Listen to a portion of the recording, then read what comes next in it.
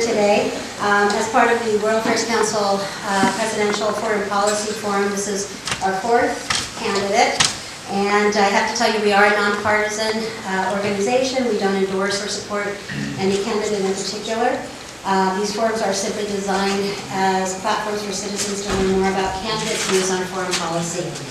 We are a membership organization, and if you're not a member, I would encourage you to think about becoming a member. I was the International Trade Director for the state for 21 years, and I always found, and I now have a business, that I do international business, and I find this organization, I'm not saying this because I'm on the board, well I am, but to be just incredibly useful, both for doing business or learning about foreign affairs or whatever your interest is. And I can tell you that the membership dues are so inexpensive, you're going to spend more on dinner tonight in Portsmouth than you would on membership dues. So I would encourage you to look at membership. I can talk to you about it, or Mike Pappas, he's a staff member, or any of the other board members here.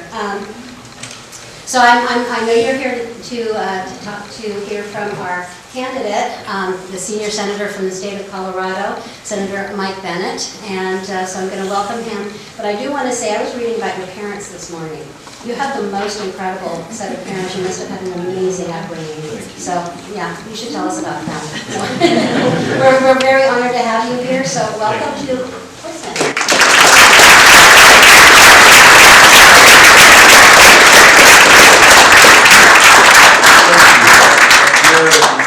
Much appreciate the invitation to speak with all of you today. And Don, thank you for having me, and thank you for the work that you do. It's incredibly important. And I'll take the invitation actually to talk a little bit about my parents, if that's okay. And then what I'd like to do is spend most of the time in a conversation with all of you about anything that you would like to talk about, any topic, and don't feel the need to restrict yourself to what I talked about. I sometimes tell people, please ask me the questions you wouldn't ask another politician, because you might be worried that you would hurt their feelings. Before I was a senator, I was the superintendent of the Denver Public Schools, which is a 95,000 kid sized urban school district. So my feelings have been beaten out of me a long time ago. I have none left for you to hurt. And I think it's really important for us to have, as candidate, conversation about where we are in the country and in democracy, and particularly in the context of where we need today, foreign policy. But I'm happy to take questions on any topic. When I was in the second grade, we were asked in my class to line up based on whose family had been here the longest period of time and whose family had been here the shortest period of time. And I turned out to be the answer to both of those questions, something I did not know until I was in the second grade. My dad's family went all the way back to the Mayflower, and unfortunately, the people that I was related to expired the first year that they were here, but fortunately they had a kid in England before they came, and that person came over sometime later. And my mother's family was a completely different story. She and her parents, my grandparents, were Polish Jews who had survived the Holocaust. My grandfather had a large family in Warsaw and wouldn't leave because he didn't want to leave the family behind. And as the war happened, it turned out that the entire family was killed, except for an aunt, my grandparents, and my mother. In fact, my mom was separated from her parents during the course of the war. The first day that the United States of America separated kids from their parents at the southern border of the United States in the name of the American people, my phone was ringing in my office in Washington, and it was my mom who said, "I recognize myself in those kids." She then went from there to Stockholm, Sweden, where they lived for a year, and then, of all places, to Mexico City, where they lived for a year. And then they finally made it to the United States. They went to New York City. They thought this was the only country in the world where they could rebuild their shattered lives. My mom was the only member of the family that spoke any English at all. And she registered herself in the New York City public schools, about 11 years old. She ended up graduating from Hunter College High School in New York City and went on to Wellesley College, where she graduated in just one generation. On my dad's side, what I learned from him was that public service was noble. I was born in India because my parents were there working for the Kennedy administration at our embassy there. to help India think about what it wanted its development to look like. That was in 1964. My father spent almost the rest of his career as a public servant, much of it in Washington, D.C., some of it on Capitol Hill, some of it representing our country at the State Department as an Assistant Secretary of State twice, and once Assistant Secretary for, I wouldn't ordinarily say this, by the way, I never have, but since you guys are all foreign policy geeks, I figured I would say. He was the Assistant Secretary for Legislative Affairs at the State Department during the Carter administration when we were passing the Panama Canal Treaty. That was his job to make sure that thing got passed. I often wonder what the odds would be of passing such a treaty today in the United States Senate. I know the answer to that is 0. Even if Doug Bennet had been working on it, he wouldn't have been able to get it done. And later he was Assistant Secretary for International Organizations during the Clinton administration. And his view was that we all had a responsibility to the society, that every one of us ought to be judged on whether the next generation was inheriting more opportunity or less from the people coming behind them. And it's really for that reason that I'm running for president, to begin with. My mom's experience obviously was very different. They had suffered through some of the worst, most horrific things in human history, but they made it to literally the promised land. And their joy, my grandparents' joy at being American citizens was completely unadulterated. They loved this country. And I've traveled all over it, and I've met people with immigrants all over the place, and I've yet to meet anybody with an accent as strong as my grandparents had. And I've never met anybody who were greater patriots than they were. They knew how special this country was, and they knew what the idea of America meant, to the rest of the world. Not some halcyon version of it, not some thing about American exceptionalism, but in fact a country that was imperfect, but was always striving to fix those imperfections. That was the example that was being set for the rest of the world by this country for much of our country's history. And I know how much it means to my family, but I also know how much it means to people that still all over the world are striving to be free. As imperfect as we are, we still are the best example of self-government that exists in this world. And I believe very strongly that our democracy is at risk. I don't believe Donald Trump is the essential cause of all our problems, although he has made matters much, much worse. But he is a symptom of the challenges that we face as a democracy. He's a symptom of, an economy that for 50 years has not worked for most of the American people and has created a lack of economic mobility that is unlike any other industrialized country in the world. Income inequality that's as great as it's been since 1928, and a feeling that no matter how hard you work, you can't get ahead, and your family can't get ahead. And I think just as that was happening, we were introduced in Washington to this cast of characters called the Tea Party, or the Freedom Caucus, that rode in expressing a view of constitutional history that was less accurate than it was reflective of Sarah Palin's cartoon version of what the Founding Fathers were doing when they created our country. They rode there in reaction to the election of Barack Obama, and I've been there the whole time they've been there for the last 10 years, and I can tell you they have successfully immobilized our exercise in self-government. It is the reason why we cannot get anything done, and we have to find a way to close over these people. Beating Donald Trump is not going to be enough. The Vice President's observation, if we just get rid of Trump, it'll all go back to normal. Normal wasn't working before he got there. It's one of the reasons why he got there, because people wanted to send him there to blow the place up. At least that's what people tell me often at home. And what I say to them is, well, congratulations, you have achieved your objective, but then what are we going to do for our kids and our grandkids, and what are we going to do for America's place in the world? And I think those, with one additional question, are sort of the fundamental questions that we face. How do we create an economy that's actually, when it grows, it drives growth for everybody, not just the people at the very top? How are we going to secure America's place in the world, in a world that's become much more complicated and where our competitors are not inconvenienced by democracy the same way we are here? And I'm thinking of countries that range the gamut from Iran to North Korea to Russia to China. And how do we restore integrity to our government, to our institutions, to the White House? I mean, these are all things that in our time we are losing, and I think we need to do better. And I think we certainly need to do better than this president. I'll just end with this, and then I'm happy to take questions or comments, criticisms, observations.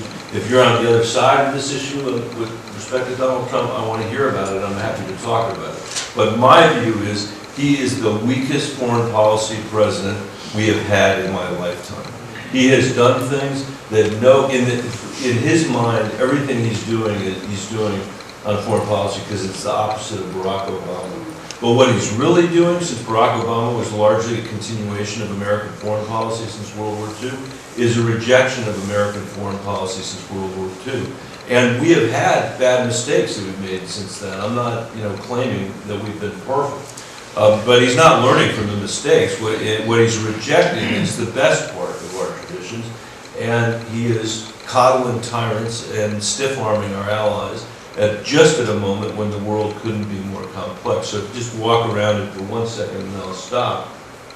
In North Korea, he spent the last 3 years telling the American people, don't worry about it. I'm in love with Kim. He's in love with me. This is what he's saying. We're writing love letters to each other. The nuclear problem in North Korea is solved. You can sleep easy tonight. These are all things that he has said. And what they have resulted in is giving Kim 3 years of cover to pursue his nuclear program, even though the intelligence agencies have been telling us that's what he's been doing the whole time, and that makes us less safe. With respect to Russia, he stood on the stage in Helsinki next to Vladimir Putin, and when asked by the press, do you think he interfered in the 2016 election? And a better question would have been, did he attack our democracy in the 2016 election? His answer was, I have no reason to doubt his word, notwithstanding the fact that all of our intelligence agencies had said that Russia had interfered, and Russia in fact had interfered. I can't think of a more unpatriotic act than an American president standing next to Vladimir Putin and having that conversation, but that is what he did. With respect to Iran, it's been a parade of horribles, one after the other, that started with his running on getting rid of the Iran nuclear program, which I voted for, which was for once an attempt by the United States to actually try to manage a problem in the Middle East instead of go to war with it. He rejected that with no theory about what the alternate reality was. And that gave the Iranians the position to be able to say, we didn't break the deal. The U.S. broke the deal. Not only the Iranians, the hardliners in Iran were able to say to the other folks in Iran who negotiated the deal, we told you this would happen, and now this has happened. After that, because he couldn't stand up to Erdogan in Turkey, he opened the door to northern Syria, and even though we had been fighting the ISIS successfully for 5 years with the Kurds, and we had lost 5 guys, but the Kurds had lost 10,000 people in that fight, Donald Trump abandoned them. And the Iranians knew exactly what that was going to mean for them. It galvanized the hardliners again there. So I believe in that theater we become less safe, not more safe as a result of this presidency. And the final point I'll make is just on China, where this is one where I think he was actually right to call the question on China. China had been doing things for the last 20 or 30 years in trade, stealing our IP, having state-sponsored businesses that were competing unfairly with our businesses. The question needed to be called. He just did it in the most unconstructive way you possibly could. And now he's painted our entire country into the corner in a negotiation where he's basically left Xi the position of being able to decide, how nice do I want to be to Donald Trump? How much would I like Donald Trump to be reelected? Because if I want him reelected, I can buy some agricultural stuff, and Donald Trump can go to the farmers and say, see, I had this great outcome on the trade agreement, and he can say everything else is going to phase 2, which of course is a phase where all the hard issues are, and it's a phase I think we're very unlikely to see as long as Donald Trump is our president. But more than all of that, the reason why, whether you're a Republican or a Democrat or an independent or whatever it is you are, whether you voted for Donald Trump last time or whether you didn't, the reason he should be a one-term president, in my view, is that he does not reflect the values that were so important to my parents and grandparents and the people all over this world. Just last week, we learned that he was asking his aides to draft a policy to get us out of the Foreign Corrupt Practices Act, because he thinks it's unfair that American businesses can't bribe public officials in other countries for the benefit of their business. He has no moral compass, he has no moral code, and I don't believe that he believes in democracy. I don't think he believes in the rule of law. He doesn't believe in the separation of powers. He doesn't believe in freedom of the press, freedom of association. It's very dangerous for the world to have somebody like that as the President of the United States. So, among many other reasons, that's why I decided to run for President, and I'm very grateful you're here this afternoon. I just went on far longer than I ever typically do, so I apologize for that. Let me stop and see what questions or comments that anybody would like to have, and I will be brief in my answer. Let me also introduce my daughter, Caroline Bennet, who's standing right here.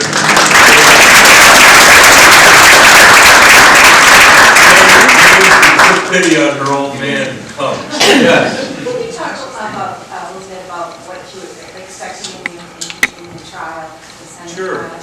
Sure. And do you think that there are Republican senators who will support witnesses and documents? Sure.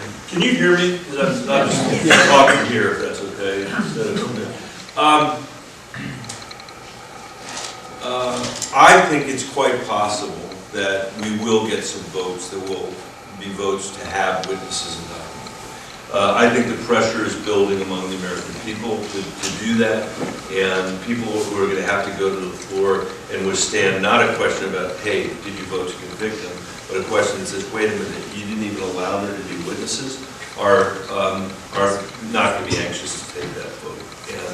And therefore, I think I'm actually cautiously optimistic that we may get some witnesses and documents.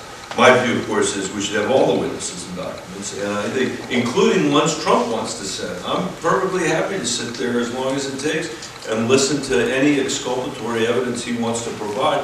Unfortunately, as you probably know, he's the only president in the history of our country who literally didn't allow a single witness to go forward, did not allow a single witness or a single shred of paper to go forward. And Richard Nixon didn't do that. Bill Clinton didn't do that. And McConnell is saying, look, we're doing this the way they did in the Clinton trial. Yeah, because we had a whole bunch of depositions of a whole bunch of witnesses who all testified. In this case, we have nobody who's testified except for the brave people, many of the brave people in the Foreign Service, who did it over Donald Trump's objection and deserve our everlasting thanks. So and what do I expect? I expect that he won't be convicted. What do I hope for? I hope that we will establish a renewed sense of what our expectation should be of the President of the United States, what our expectation should be of elected leadership in this country, and why the rule of law is so important. I've traveled all over the world, as I'm sure lots of you have, and as a general matter, countries that have the rule of law do pretty well. Countries that do not subscribe to the rule of law do really poorly. And we are as close to not subscribing to the rule of law as a country as we have been during my lifetime, and that's something worth fighting for. Yes, sir.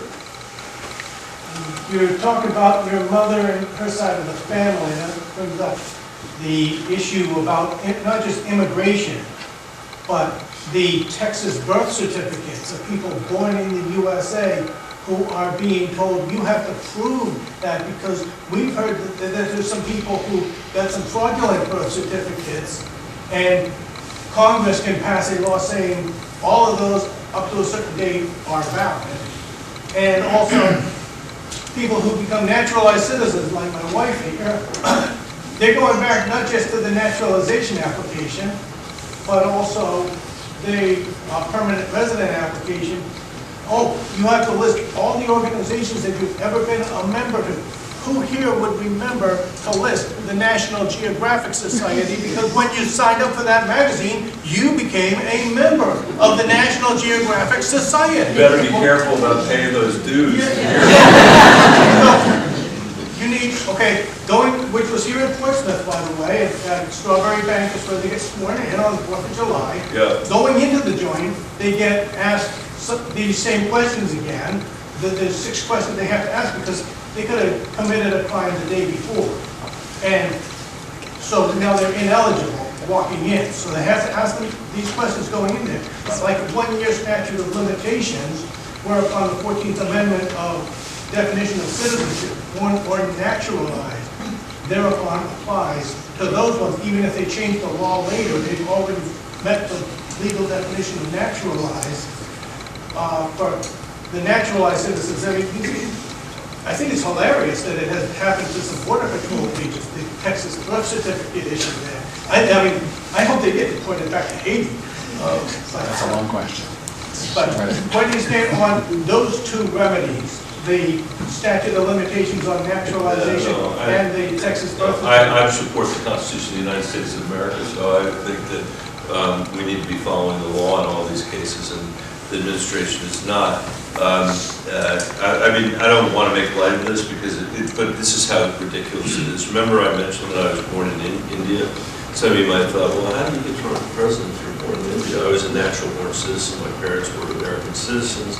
They were working for the embassy there. My friend Theodore Cruz, who was born in Canada. The White House is so crazy about this stuff that they're actually trying to make it harder for people like me to claim their citizenship. They're saying that when you're 18, if you've been born outside the country, you should somehow have to apply for citizenship, even though if you're born to people like my parents, or you're born to military folks that are serving overseas, this happens all the time. They're automatically citizens. They're saying we actually, in this case, aren't disputing that they're citizens. You just have to go through all these bureaucratic hurdles to prove who you are. And, you know, look, we have had a checkered past on immigration in this country. We've gone up, we've gone down, we've had, you know, we've been pro-immigration, then we've had reactions, we've had reactions. I believe a lot of what we're dealing with right now has been manufactured by Trump's campaign, manufactured by Fox News, manufactured by the ad makers of the Republican Party. It was not that long ago, in 2013, that I was part of the Gang of Eight that wrote the immigration bill in the Senate, 4 Democrats, 4 Republicans. We sat in that room together, that room being John McCain's office, for 9 months, created a pathway for citizenship for the 11 million people that are undocumented, had the most progressive DREAM Act that had ever been conceived, much less written, something that's been totally forgotten by everybody, a bill that had $46 billion of border security, you know, that secured every inch of the border, not with some medieval law with crocodiles and stuff that Mexico was supposed to pay for, but an actual, you know, 21st century security that allowed us to see every inch of the border and deal with internal security as well. This is why we have to win, because we've got to push this moment back in our political history and embrace who we really are, which is a nation of immigrants. And our finest moments have been when we've greeted immigrants. Some of our least fine moments have been when we've rejected them, and we've come to regret it every single time. Most Americans believe that immigrants to this country are hardworking people that are trying to do something useful for their family, do something useful for their business, and therefore will do something useful for the country. And that's we got to get back there. I'm looking for a non-male person on this side of the room. That's too precise. Come back to you, sir. Yeah. Senator, as a privileged person in this country with a privileged education, how are you going to appeal to Rust Belt people and people that are minorities within our party? Yeah, I'd say 2 things about that. First of all, I will say honestly, I have had every privilege that America can confer. And I think what that demonstrates is that the American dream still is there somewhere, because my family didn't start out that way. But I've benefited because of my immigrant grandparents who paid for my education. And I'll be always grateful for that. I guess I'd say a couple things. One, I'm the only candidate in this race that's won 2 national elections in this swing state. Nobody else has ever done that, who's running in this election. And Colorado is exactly a 3rd Democratic, a 3rd Republican, and a 3rd Independent. It's not a Rust Belt state, but it does have diversity of political opinions. And my job has been to represent everybody in the state, whether they agree with me or not. And there's some days I'm on the eastern plains of Colorado where I'll never get more than 30% of the vote. Having a conversation like this, and people will say to me at the end, hey, what are you reading? Because you're reading something different than what I'm reading, and I'd like to read what you're reading. That is always, I consider that a moral victory when that happens. That's a good thing. Then there are other parts of the state that are, deep blue, where if I've said something, during the course of the week that isn't consistent exactly with Rachel Maddow's view of the world, I can have a very difficult meeting in those places. And I love and admire her, so I'm not, but that's the reality of it. And I believe what we need in our nominee is somebody with a very deep keel. The issues that I am running on healthcare, on the economy, on climate change, these are all policy positions I've had for 10 years and developed in that swing state. And I think it will speak to people all over the country, whether they're in blue parts of the country or red parts of the country, whether they're in, blue parts of it, or, and I have to say, sticking up for my friend Sherrod Brown, not the Rust Belt, but the industrial heartland, which is what he would say it is, that I think that I'll be able to do that. On the question of people of color, the school district that I ran, which had, by the way, $1 billion budget, which is, just for sake of reference, a little over 3 times the size of South Bend, Indiana's budget. I'm just saying that. But 95,000 kids, most of whom do live in poverty, most of whom are kids of color, and people said the same thing when I became superintendent of the district, which was, how does this guy know anything about, the pressures we're facing, the obstacles that we're facing? And I spent a number of years of my life in people's living rooms and doorsteps doing everything that I could possibly do to make sure their kids had a decent education no matter what neighborhood they were into. That's a different experience than anybody in this race has had, and I think it's valuable. And when I'm in more diverse groups than this one in South Carolina, for example, people care a lot about the fact that their schools are as segregated today as they were 70 years ago. They care a lot about the fact that their schools are worse today than they were 70 years ago. And they'd like to have somebody in the job of president who actually understands how we can make it better. So that would be my answer. Yes. Oh, I was going to... Yeah, there was no hesitation. Stop it. That's my husband. I know he's going to ask something about climate change, which is really important to me. But I have to say, I was really delighted when I first heard, I never heard you before I heard you on the radio, like, I don't know, 6 weeks ago, to hear what you say about ending child poverty. And I wondered if you could talk about your plan for that, because it seems achievable and exciting. Thank you, and I promise that I will answer a climate question, so I will go. Yes, thank you very much for asking about that. So, when I think about whether we're making progress or not as a nation, and when I think about whether the Senate, where I work in all those marble chambers and everything, is making progress, the question I ask myself every single day is, did we do something useful for the kids that I used to work for in the Denver Public Schools, or the kids just like them all over the country, who every single day, these are mostly kids living in poverty, every single day are going to schools that are not remotely sufficient to achieve what they need to achieve to be able to compete in the 21st century, but every single day are showing up there, diligently doing their work, trying to contribute to our democracy and contribute to our economy. They may not know that's what they're doing, but that is what they're doing. And as long as they're willing to do that, I think that's how we should evaluate our work. And our work in that regard has been a basic failure for the last 10 years. And just to put this in stark relief, and I'm happy to take pushback on any of it, it's because of them that I don't want to spend the next 10 years fighting a losing battle on Medicare for all. That is a waste of time for the kids that I used to work for in Denver. When instead we could pass my American Family Act with Sherrod Brown, that is a dramatic increase to the child tax credit. It takes it from $2,000 a year to $3,600 a year per kid under the age of 6, $3,000 a year for kids over the age of 6. It would be paid out on a monthly basis, so families would actually be cash flowed. It's not, we wouldn't leave it to the end of the year. That bill, and this is math, it's not wishful thinking, like this is real math. That bill in 1 year, according to Columbia University, would cut childhood poverty in America by 40%. It would end $2 a day poverty for kids in America, kids that are living in families that are living on $2 a day. To me, and by the way, we do that without adding one bureaucrat to the federal government. It's just a change in the tax code.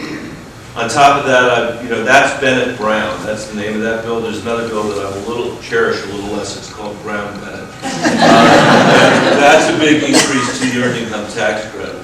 You take those two things together, paid family leave, and raise the minimum wage in this country. I'm not saying that's all we need to do, but if we could get those four things done, that would be a monstrous answer to this question: how do we make work pay again in the country? How do we restore economic mobility again in this country?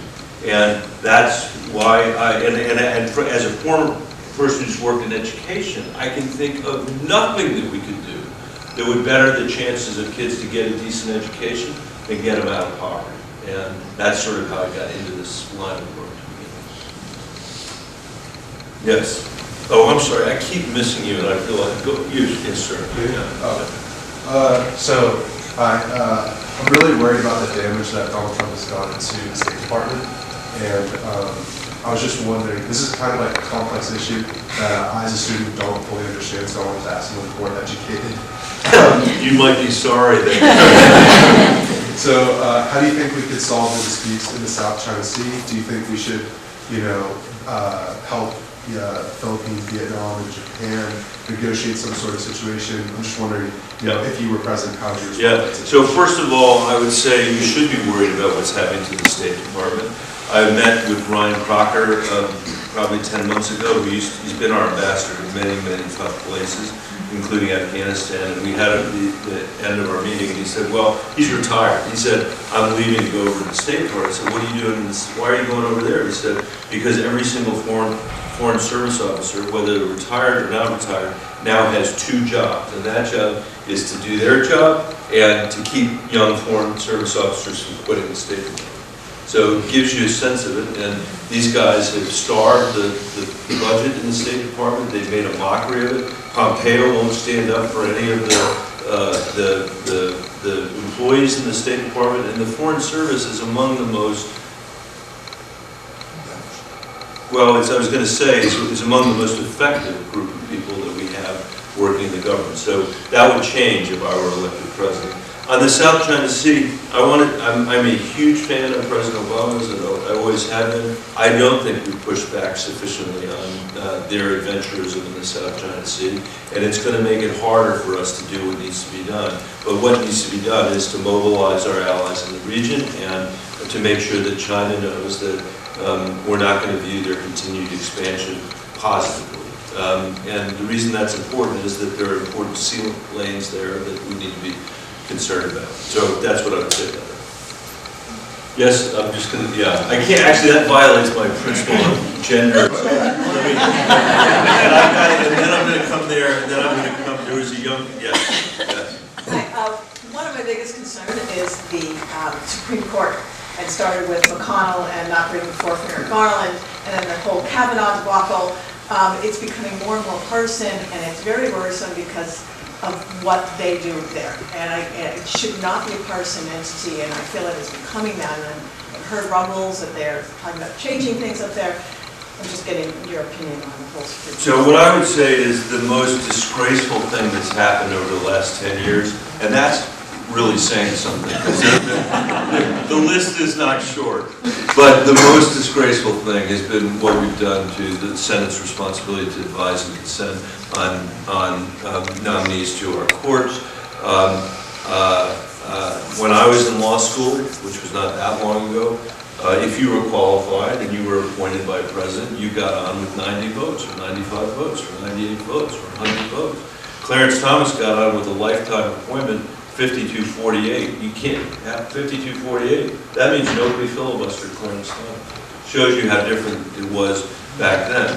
And every time we had a vote like that, that was not Clarence Thomas but the others, every time we had a vote like that, we reasserted the idea that the judiciary is supposed to be an independent branch of government, insulated from our partisan politics and independent from our partisan politics. But because of what this generation of politicians has done, we have now exported our partisanship to the Supreme Court. And Mitch McConnell it has the bloodiest hands of all. And the reason he does is because of what he did to Garland. And by the way, that wasn't just stealing a Supreme Court seat. You hear people say that sometimes. It was stealing the presidency because Trump ended up winning because of that vacant Supreme Court. There's no way he would have put together a coalition to win the presidency without, and that's why he kept saying over and over again, you know, you guys may hate me or you may think I'm an ingrate or, you know, whatever. But you got to vote for me because of the judges, the judges, the judges. That's why he put out the list of judges, which no candidate for president has ever done. I regret to say this, and I hope I'm completely wrong in what I'm about to say. I think it's unlikely that we're going to recover this in my lifetime. My hope is that Caroline's generation is going to be able to say, you know what, we're going to look back into our past and find it a more honorable time when we were treating the court the way it was supposed to be treated, you know, from the founding of the country, and worked well for us for 230 years. I am the only, I voted to change the rules with Harry Reid in 2013 for lower court nominees and for administrative appointments, because Donald Trump, or Mitch McConnell, was not letting any of Obama's people through at all. He wasn't letting us fill with DC Circuit seats. In fact, he was calling it packing the court. All we were trying to do was fill the seats. They weren't letting, you know, the former senator, Republican senator who was nominated to be DOD secretary to get through. But I felt that it was the wrong thing to do, and I voted for it. I'm the only senator who's actually gone to the floor of the Senate and apologized for my role in that. My role is nothing, it's de minimis compared to what Mitch McConnell and these other guys have done. But the fact is, we have messed it up for the American people. You know, it's not our court, it's the American people's court. And today, you know, I thought what would happen is we'd end up with judges auditioning about who is the most pro-life judge, who is the most pro-choice judge. And instead, what we're living in is a world where judges won't say whether, or appointees won't say whether they think Brown versus the Board of Education is settled law. That can't possibly be good for the American people and for our sense of justice. I think the most important thing for us to do is to win this election, this presidential election, and win the Senate. The Senate can't be an afterthought. We have to nominate somebody who can win purple states so we can win the Senate, so that we can start to repair the damage that's been done by Donald Trump. That does not solve the partisanship issue, but it does at least mean that you're going to get judges of a higher quality that aren't declared by the ABA to be unqualified unanimously, and that are unwilling to say whether Brown versus Board of Education is settled law. But you're right to be worried about it. I'll make one last point. When McConnell did what he did to Merrick Garland, and this is shades of the end of the Roman Republic, because this is the moment where democracy fails. When people that are leaders, or frankly anybody, but let's talk about leaders, when there is no restraint, when the guardrails, the historic civic guardrails are broken, and the only restraint is what you can get away with, that's when democracies fail. Another way of saying that is when you tip over the rule of law, which I was talking about earlier, that's when democracies fail. And that's how close we are right now. That's how close we are right now. And nobody who calls themselves a leader, you know, should have ever done anything like that. But we got a lot of work to do to recover. It's a big problem and a big challenge. Yes? So with the recent actions of Donald Trump regarding Iran, what would your plan as president be to either reinstill those previous nuclear policies or reform that relationship that we used to have? That's what, I mean, the second part I think is the most important part, which is to reform the coalition, the alliance of people that came together in a very unusual coalition to deal with the Iran nuclear deal, and I think there's a real chance that we can do that. We confront a real issue now because the domestic politics in Iran have changed. As I said earlier, Trump has played into the hands of the hardliners over and over and over again, and what he did the other day with Soleimani is part of that as well. But we do have an opportunity, I think, with a new president to be able to rebuild the leadership, and probably wouldn't end up with the same deal as the Iran nuclear deal, but I hope we would end up with an Iran nuclear deal that delayed their ability to break out into nuclear weapons. I mean, this is the most absurd thing. Trump, all in the name of the deal being terrible, he's now blown up the deal. So Iran has gone from you know, not being able to break out to a nuclear weapon to being able to just decide whether they want to do it or not. I don't know why we're safer as a result of that. And by the way, I'm no apologist for Iran. I mean, it's a malevolent regime. They're doing terrible things in the region. They have taken huge advantage of our invasion of Iraq. In fact, our own War College has now told us that there was a winner of the Iraq War, and that is Iran who won the Iraq War. So when Trump says stupidly the trope of, you know, Iran has never won a war, but they've never lost a negotiation, which he said the other day, they won the Iraq War, and we need to push them back, but we can't do it alone. We need our allies to do it. Yes, sir. Mr. President. Thank you.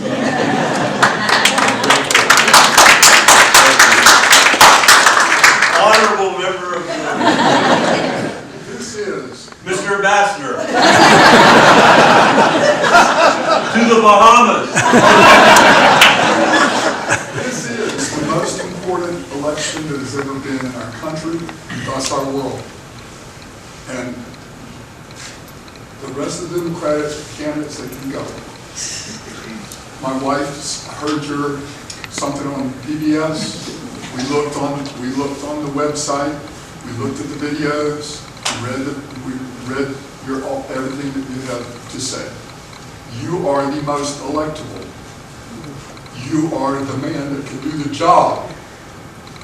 There are three things that I would ask of everyone in this room, and I would put to you that to take you from where you are now to 2020 in November, walking out of there as Mr. President. There are three things. Everybody that is in this room contacts everyone you know. Ask them to read, send them a link, send them a text, send them an email, send them a phone call. If you send a text and email, follow up with a phone call, and ask them to do three things. Read thoroughly through your website. Donate. Vote. Oh, excuse me, four things. And the fourth thing is, ask everybody you know to do the same thing. We live where there's the power of viral. And that can take you up onto the stage of all the things that need to happen before and all the way to the presidency. My question to you is, would you like to talk further?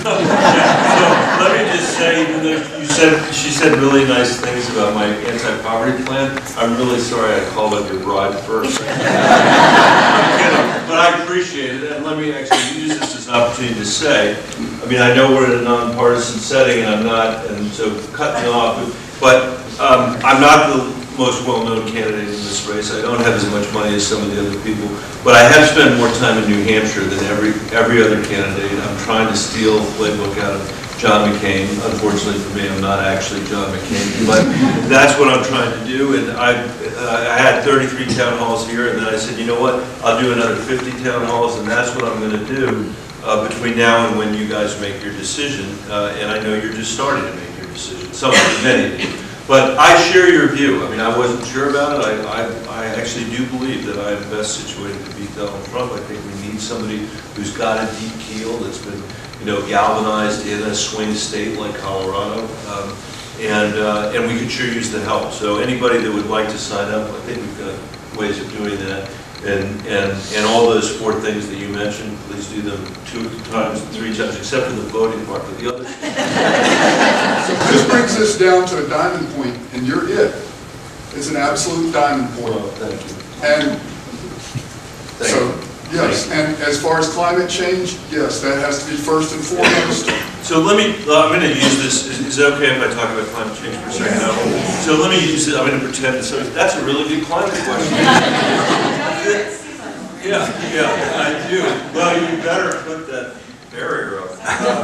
So I was asked the other day, and I'm not going to pander to you, I'll admit to you that it was in Des Moines, Iowa, it was about 6 weeks ago.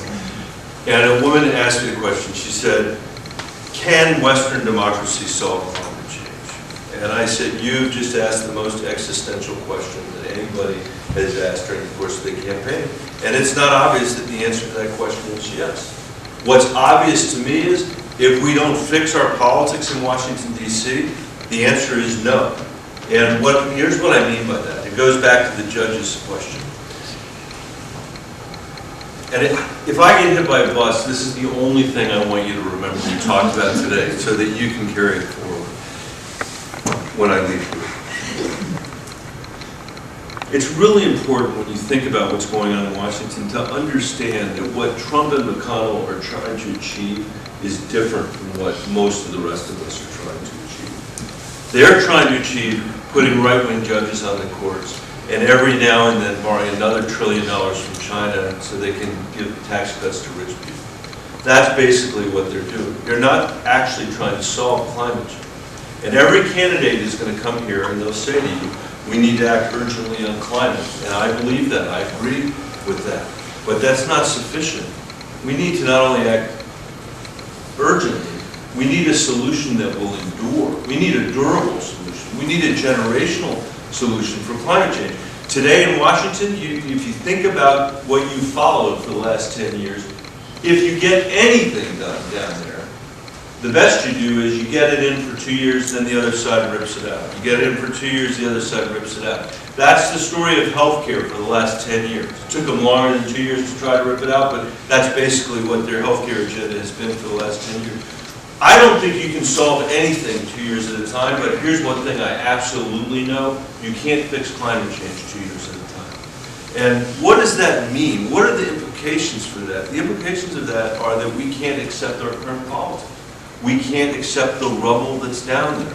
We can't accept, as the ancient writers describe it, that it's a permanent state of things. It can't be the permanent state of things. We can't take the view that McConnell would have done it anyway, and therefore, it's okay that we blew up the rules that were in there. Can't take, because we're trying to do something different. And I would say that for us to actually address climate change, someday, we're going to need something that we think of as American climate policy, like we used to have something we refer to as American foreign policy, where if you were elected president of the United States, whether you were a Republican or a Democrat, you knew what your job was with respect to the Soviet Union. You knew what your job was with respect to the Cold War or the Transatlantic Alliance. We weren't fighting the Cold War 2 years at a time. And you can't fight climate change 2 years at a time, which means that we have to build a coalition of Americans that can overcome the Koch brothers' insidious money and the Effective Citizens United and all of the stuff that has turned the National Republicans from having a relatively honorable tradition on the environment into the dishonorable position of being climate deniers.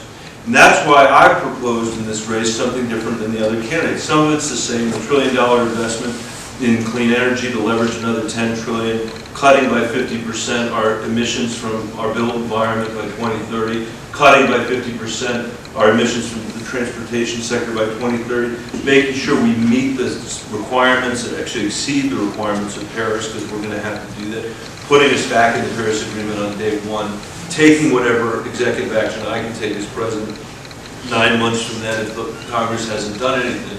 But I have also included the idea that we ought to use the working lands of this country to sequester carbon in our soil so that our farmers and our ranchers and our foresters can actually get paid to sequester carbon in their products so that we can begin to build that unusual coalition.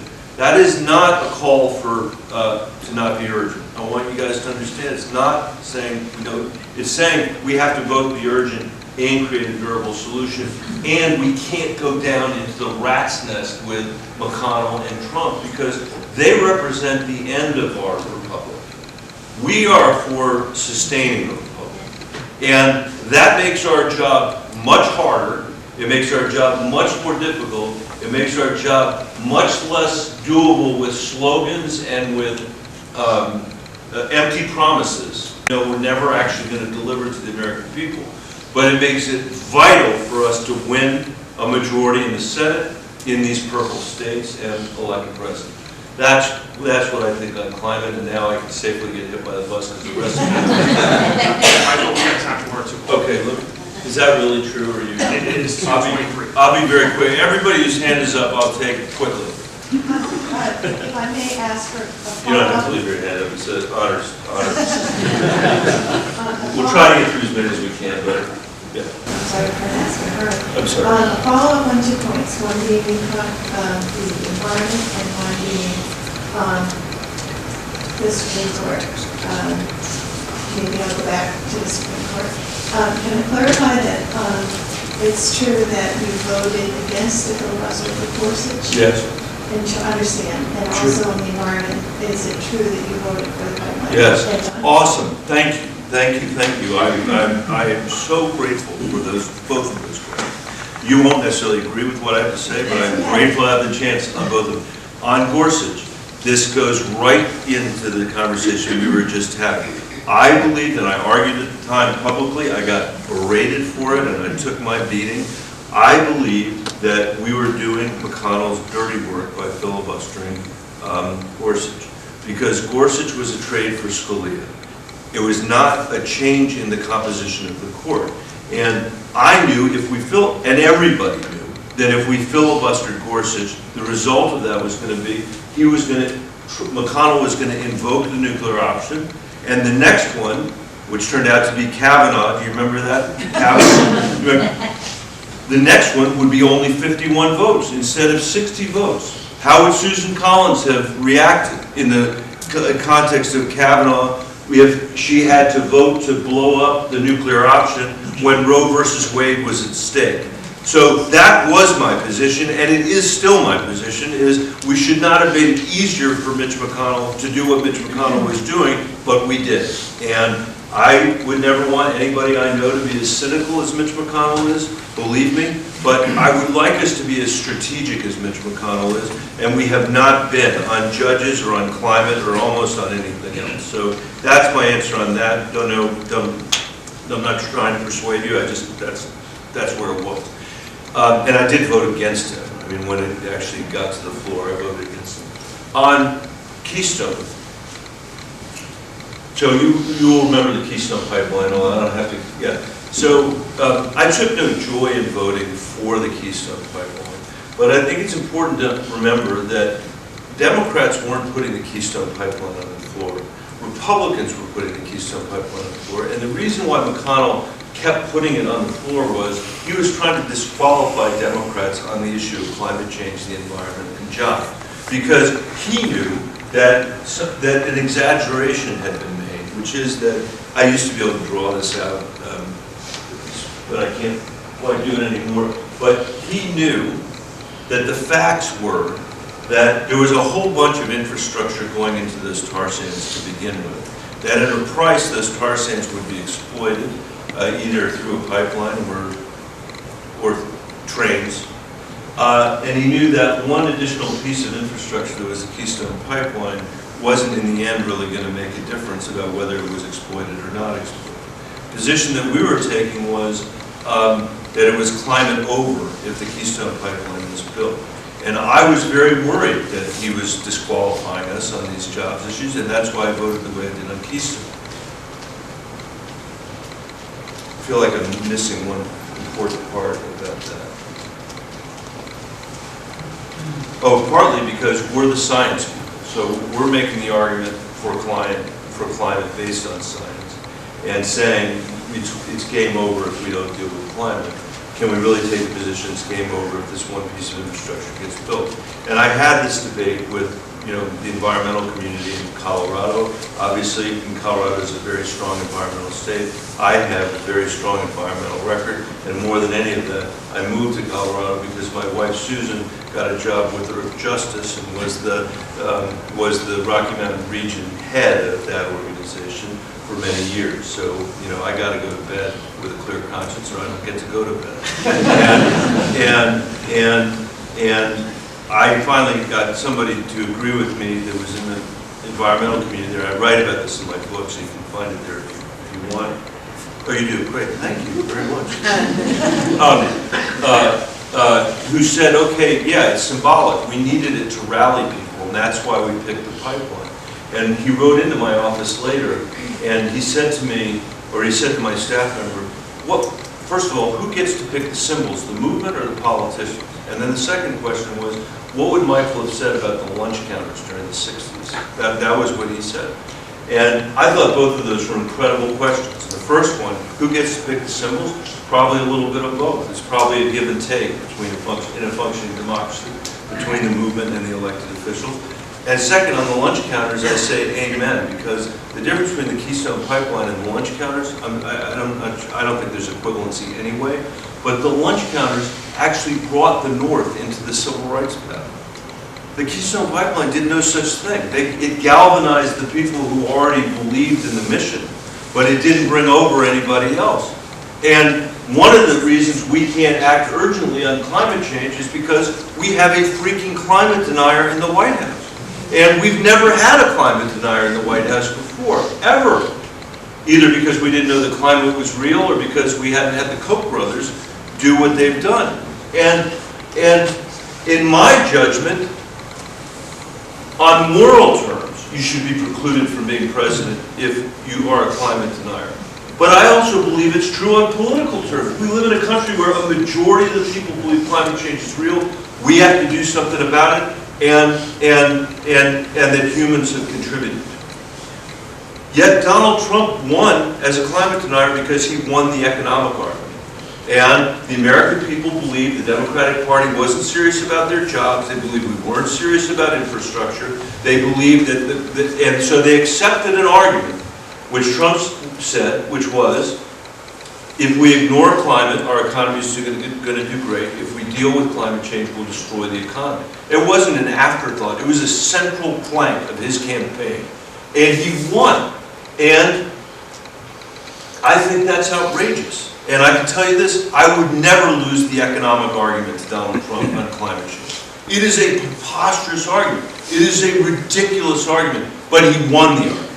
And I'm not saying this was, directly related or on Keystone or anything, but the flavor of it was a position that we shouldn't have ever been saddled with, because I strongly believe that the best economic opportunity we have in America is to move us off fossil fuels and into a clean energy, zero carbon environment. I believe that is where the answer lies for how we're going to create high-paying jobs in regions all over the country that have not benefited the way they should have over the last 50 years. So in all the town halls that I've ever had as running for president, nobody has asked me those two questions simultaneously. And I can't tell you how much I appreciate it. That's my answer, and I'm sticking to it. Yes, sir. All right, so as a student, I constantly fear that my own safety is at risk because nothing is being done about gun control, and even though the Second Amendment says that we have right to bear arms.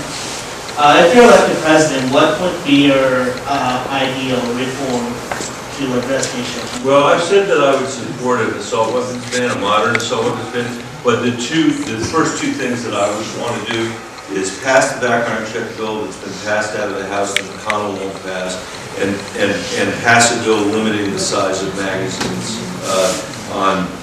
so that these weapons become less lethal, because I don't think anybody has a Second Amendment right to a 100-round magazine or a 20-round magazine for that matter. And for me, this is all really. My state issue is probably before you were how old? 21. So the same year you were born, basically, I think, was the Columbine shooting at a high school in Colorado, in suburban Denver. Caroline is 20. She was born the year after that. Her sisters are 19 and 15, and they've grown up like you in the shadow of this gun violence. And they've had to worry about going to school in ways that my generation never even thought of it. I've never thought about it for 1 second, and it's deeply unfair. It's on a list of lots of unfair things that we've done to your generation. Fortunately, she lives in Colorado. That is a Western state. It's a Second Amendment state. After Columbine, we passed background checks. And as a result of that, every year, 2 or 3% of the people that try to buy a gun can't, because they're murderers or they're rapists or they're domestic abusers. And we feel that we're safer as a result of those people not getting guns. We should do that nationally. I say we, Colorado feels that way. After Aurora, the movie theater shooting in Aurora, the guy showed up there with a 100-round magazine in the bottom of a movie theater. We limited the size of magazines in my state. So if we can do it, there's no reason why as a country, we can't do it. And the only reason we haven't been able to do it is because of the NRA and the sway they have over legislators in Washington, D.C. If you care about this issue, the good news is, the Parkland kids are organizing the way they're doing, organizing the moms are organizing the way they're organizing. That's how democracy is supposed to work. One of the things that drives me crazy about the last 10 years of our political life together is that we never hold Mitch McConnell accountable for anything that he does down there. And the fact that he's the one guy in America that's not allowing that vote to come forward on background, everybody in America should know that, including, by the way, the people of the Commonwealth of Kentucky, who I think might be interested to know that. Some people might say, well, that's what I believe, but some people might say, I'd like to see where every senator is on that issue, just like I'd like to see where every senator is on election protection, which he won't allow go to the floor. So that's, I think, what we have to do. There's no shortcut. We have to mobilize, we have to organize, and we have to get people to vote on this issue and believe they're going to lose on this issue. And when they start to believe that, we're going to start to win. And I don't think that time is very far from now. It's a shame from your perspective and Caroline's perspective that it's taken us 20 years to get here to do what should be the honest thing. I'm just going to take a couple more because I'm going to be in trouble if I don't do that. Is there an on-mail question anywhere? Just quickly, I'm wondering what your opinion is on the withdrawal from TPP. Do you think that's ultimately very detrimental? I think there was, what I think about it is that it was, I think a case had not been made, a sufficient case had not been made about what the national security interests were for the United States in that arrangement.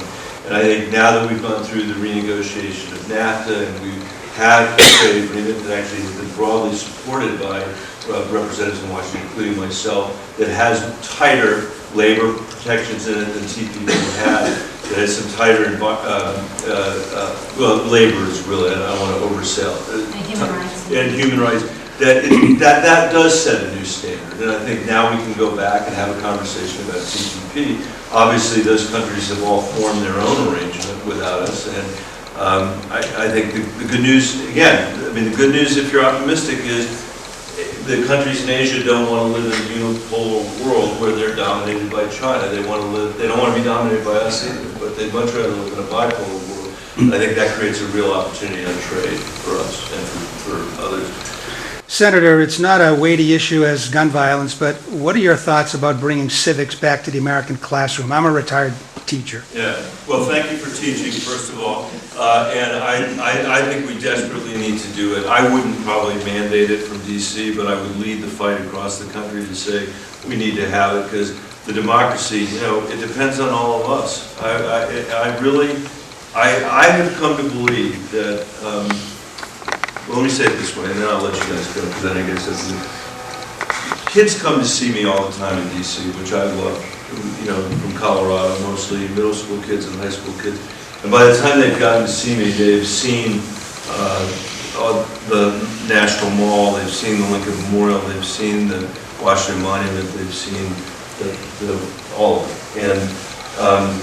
And I tell them, by the time they get to my office, there's this sense that they have that this was all just there.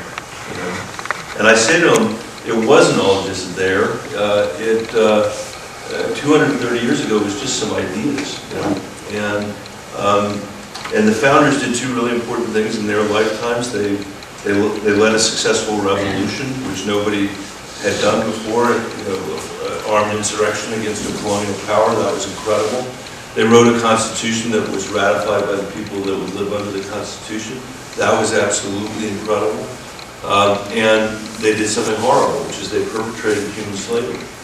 And the building that we're sitting in, I say to them, there's a building that was built by enslaved human beings in the United States of America because of their failure. And the reason why there aren't enslaved people in America anymore is that other Americans saw it as their job to end it. And I use Frederick Douglass as my example because I could use Abraham Lincoln, but Frederick Douglass was born a slave in America, in Maryland. And he escaped, and he ran away, and he got to Massachusetts, I think to Martha's Vineyard, one of the islands off the coast, And he met with the abolitionists there, and for decades, the abolitionists had been arguing, and this goes a little bit back to the conversation. For decades, the abolitionists have been arguing the Constitution is a pro-slavery document. That's what they've been putting on the front pages of their newspapers. Douglas, who is totally self-taught, completely self-taught, said, you have this completely wrong. You are 180 degrees wrong. The Constitution is an anti-slavery document, not a pro-slavery document. And the problem is we're not living up to the words of the Constitution. And it's exactly the same thing that King said the night before he was assassinated in Memphis when he went down there to fight on behalf of the striking garbage workers, when he said, I am here to force America to keep the promise you wrote down on the page, which is, I think, actually our fundamental job. And I believe that Douglas is as much a founder as the people that wrote the Constitution of the United States. And I believe that the women that fought for 50 years to make sure that my daughters and women across this country would have the right to vote are founders just like the people that wrote the Constitution of the United States. And when I think about what our role needs to be as citizens of this republic, at a moment, particularly when we have a president, for all the reasons I talked about earlier, doesn't believe in democracy, that's how we need to think about what our role is. It's that elevated a sense of responsibility as a citizen in the United States. You are founders, just like the people that have come before you, and we have a decision to make about whether we're going to live up to what we're being called upon to do. And nobody's calling upon us to end human slavery in America today, or get women the right to vote, or storm the cliffs of Normandy. But we are being asked to save the democracy. And that feeling that you have, that I have, of feeling tired and burdened and worn out by what goes on every single day, isn't an acceptable feeling for us to have. Instead, the way we ought to think about this is as a privilege to live at a moment when what we do matters so much to the people that are coming after us and to people all over this world, which brings us together today. And I feel privileged to live in a moment like that, and I hope you do too. And it is I absolutely believe it is in our hands to be able to make the change that we need to make. Not just to beat Donald Trump, but to govern the country again and to learn the history that has come before us. There are a lot of young people today in our country, Caroline's one of them, who have never lived in a democracy that worked. They have never lived in a country that has never been at war. They are 2 generations away from the fight for civil rights, and it's not as visible to them as it is to us. And they're living in a world where they are completely unsure whether we have the ability anymore to deal with the climate crisis that we're confronting. Whether we have the ability anymore to live in a country where a kid's education is no longer dictated by the income that their parents have. Or to live in a country where if you work hard, you can actually make a living. They have no idea whether that's possible because they've never seen it. And some of us know the historical examples that give us optimism that we can get there again. And it's up to us to help transmit that, I think, and to engage the young people that are here. I said earlier I would love your help, and I would love your help. I really would. I think that we can win, and I think that we can make the country a much better place. But I hope as you think about that, you also will commit to yourselves to do absolutely everything you can do to make sure every eligible person in America who's got the right to vote actually does vote. Every single person who should be registered and is not registered is registered to vote. Those are things you can do in New Hampshire, and they're things you can do with people that are working on that project all over the United States of America. And if we do that, if we can get to a place where 50% of the people aren't showing up, or closer to 70% of the people are showing up, that's when we're going to be able to deal with climate in a way that we need to be able to deal with. That's when we're going to be able to deal with all the other issues that we're confronting today. And I know we can do it. There's no reason not to be optimistic about it. It's just that it's going to take a hell of a lot of hard work. And fortunately, we're hard-working people, so I think we'll be able to get it done. Thank you for having me today.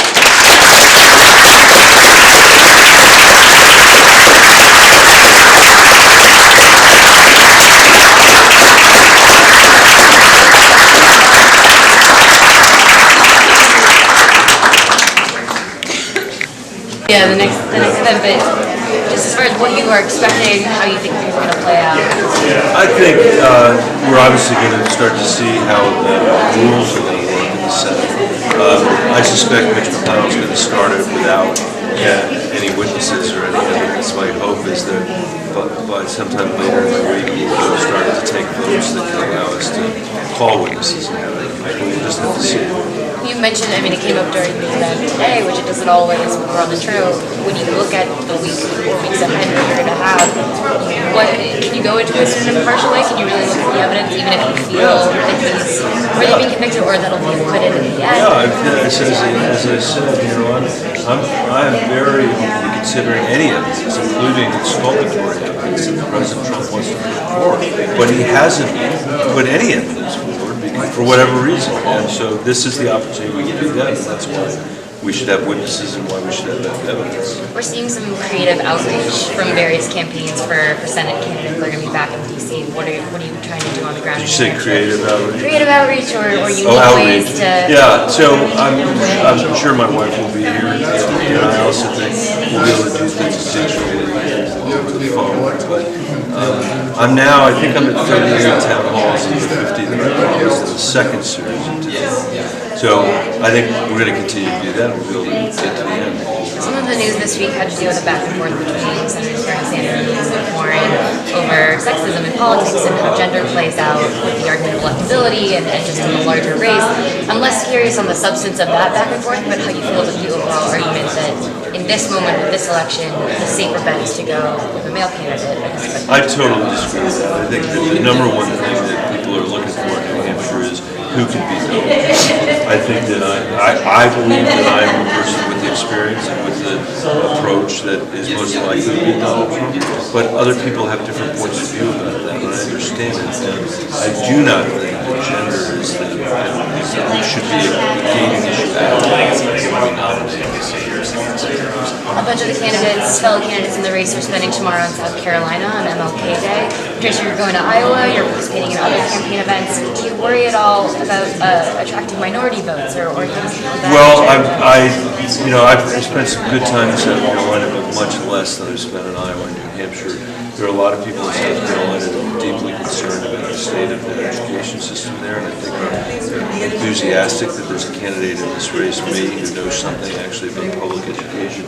So I am here, and then from here I've got to go to I made a commitment in Iowa, and then I've got to get back to Washington, and it's just throwing away on the schedule to do it, but there just wasn't.